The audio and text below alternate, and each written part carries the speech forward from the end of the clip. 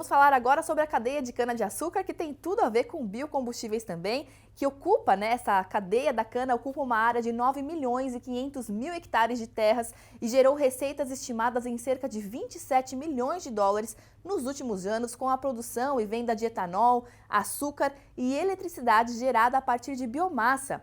Esses dados posicionam o setor como uma das maiores cadeias agrícolas do país e a cadeia da cana também vem se destacando quando o assunto é a redução das emissões dos gases de efeito estufa por meio do RenovaBio, que é um dos maiores programas de descarbonização do mundo e tem o objetivo de incentivar a produção de biocombustíveis aqui no Brasil.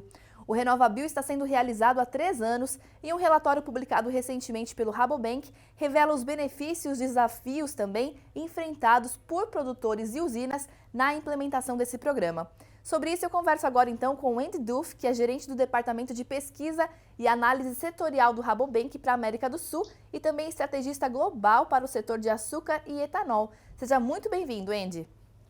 Muito obrigado, Yael. Obrigada a você pela participação aqui no nosso programa. Eu queria que você começasse explicando, por que é importante a gente entender esses desafios que os produtores e as usinas têm aí para a implementação do RenovaBio e como que essa pesquisa foi feita. Bom, eu acho que a importância disso na nossa avaliação foi porque, como você falou, a RenovaBio é um programa pioneiro.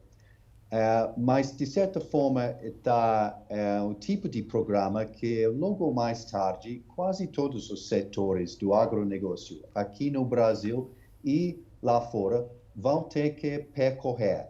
Então, é um exemplo vivo de como implementar um sistema de medição, avaliação de pegada de carbono de um produto agrícola e para monetizar os ganhos em termos de eficiência, de intensidade de carbono. E claro que o setor encontrou dificuldades. Isso é muito complexo como operação, essa medição e implementação. E quando começa, é uma novidade para todo mundo, para as autoridades, nesse caso a ANP, para as empresas certificadoras que estão auditando o processo e para as próprias usinas e fornecedores. Então, todo mundo está aprendendo junto e isso é um processo que, obviamente, não funciona perfeitamente desde o início. Tem que passar por uma evolução e adaptação. Então, isso foi o porquê do relatório. E o relatório daí mergulha um pouco mais nesses detalhes de, vamos dizer, desafios encontrados e a maneira de superar ou lidar com esses.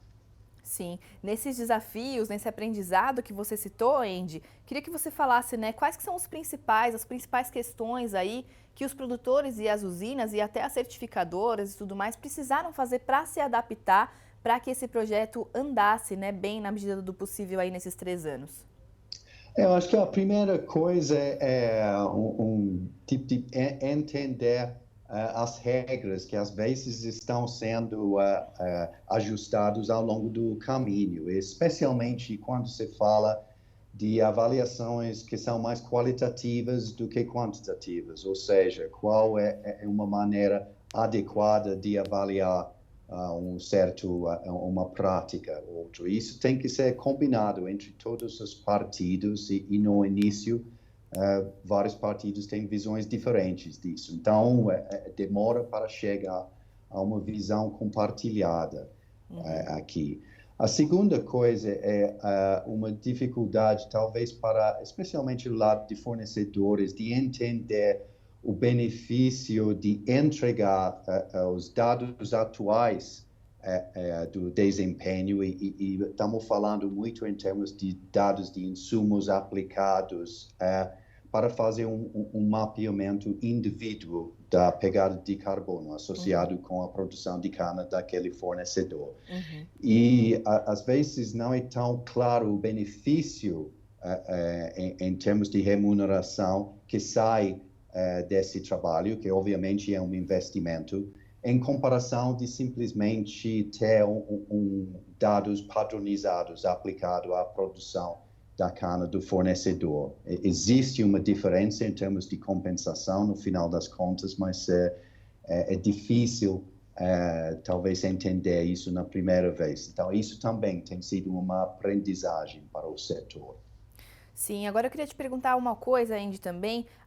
A cadeia enfrenta alguma dificuldade para o engajamento de produtores independentes? E aí já queria te perguntar também se o projeto tem sido mais eficiente no objetivo de estimular as usinas, por exemplo, a investir em práticas sustentáveis, em práticas de redução das emissões.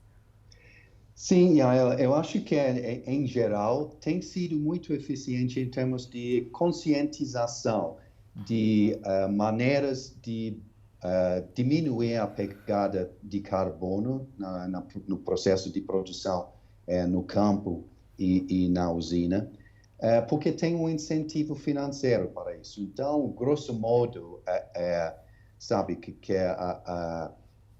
tem muito a ver com a aplicação de fertilizante e de uso de diesel, que são os grandes contribuintes à pegada de carbono, de produção de cana. Então, acho que realmente o programa cristalizou esse mapeamento da pegada e ajudou os produtores a identificar estratégias para gerenciar isso. E dá para ver que muitas dessas estratégias são em linha com o que faz sentido financeiramente, ou seja, o uso mais racional de fertilizante, sistemas de mais eficiência quando se trata de uso de maquinária e diesel. Perfeito, Andy. A gente vê justamente isso, né? As práticas sustentáveis, elas também acabam trazendo mais economia e mais rentabilidade para o produtor. Muito obrigada pela sua participação aqui com a gente. Foi um prazer conversar com você. Muito obrigado, Biel. Obrigada mais uma vez. Planeta Campo. Patrocínio UPL, reimaginando a sustentabilidade. JBS, há 70 anos alimentando o que alimenta o mundo. Apoio SLC Agrícola, produzindo com eficiência e sustentabilidade. Infinity, gestão de resíduos.